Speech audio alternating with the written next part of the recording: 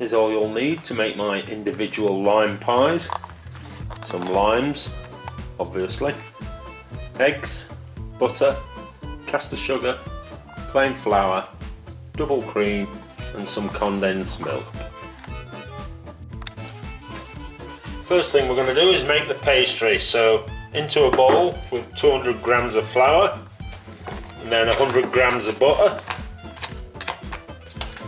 that you've chopped into cubes, because it's all going to be mixed in, and then get to work blending them two until they resemble breadcrumbs. With your butter and flour mixed, you're going in with a pinch of salt, and then because we're making a pudding, we're going to make it sweet with 2 tablespoons of your caster sugar. Give them a quick mix.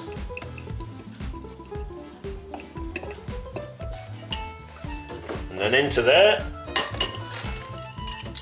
with an egg. And then get the egg mixed in.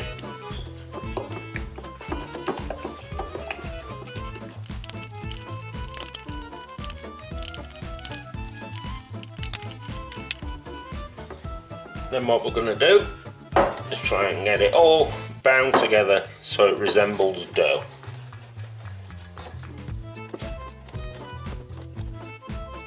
If it's still a tiny bit dry like mine is because I'm using brown flour, just add a drop of water and that will help bind it all together.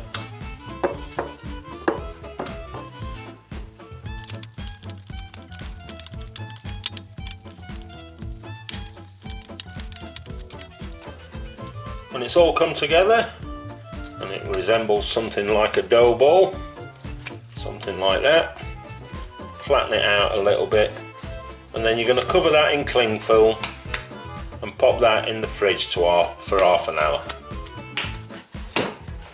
While your dough's in the oven doing its thing, we're going to get the green zest off the limes.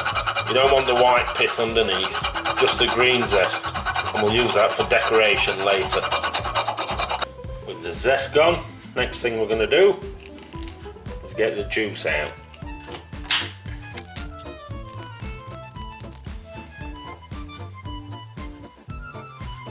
With your limes sorted, it's time to get on with the actual filling.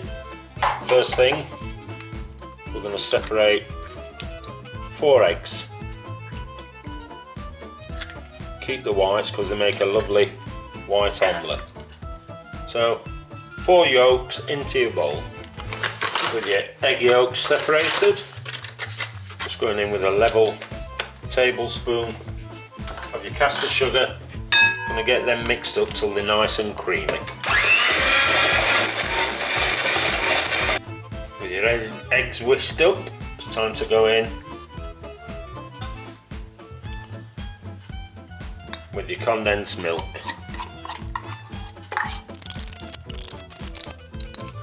And into there with your freshly squeezed lime juice, and again give them a good old whisk around.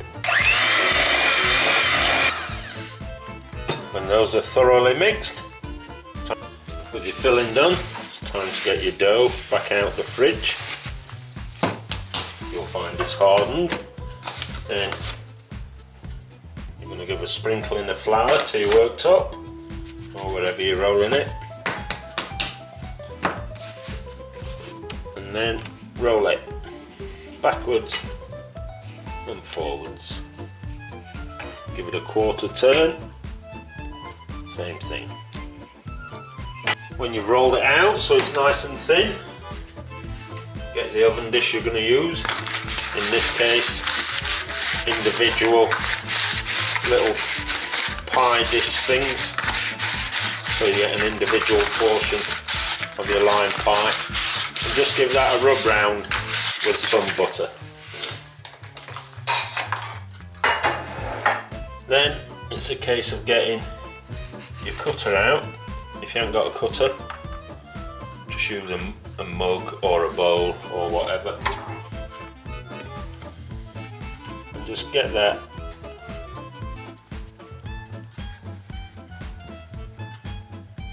into there, under that with all the dough. With your pastry cases in place, next what you're going to do, cut yourself some grease-proof paper,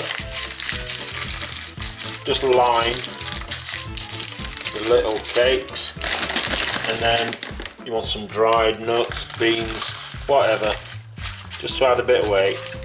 I'm going with pasta, but whatever you've got to hand. And then we're going to blind bake them, it's called. I'm going to put them in the oven at 160 degrees for around 15 minutes.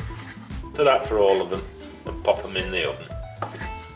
When they've had 15 minutes in the oven, I'm going to take out whatever you've been using to weight them down, and then, unless you've made an omelette with it, you're going to give them a coating with the egg whites. This seals it because you're going to be putting a liquid into it as a filler. So just seal them with the egg whites, and then back into the oven for 5 minutes just for that egg white to cook.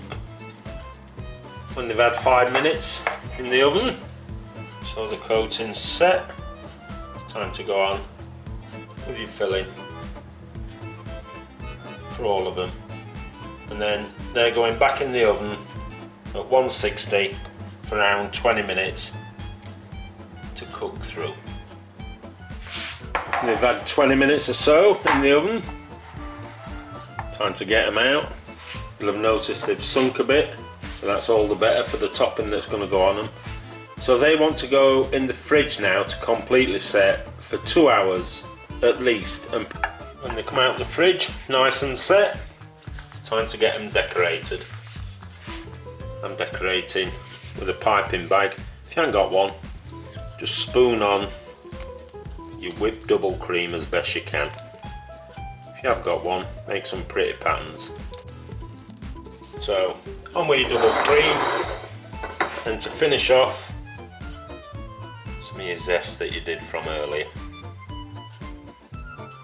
and then that's your finished cake. So enjoy.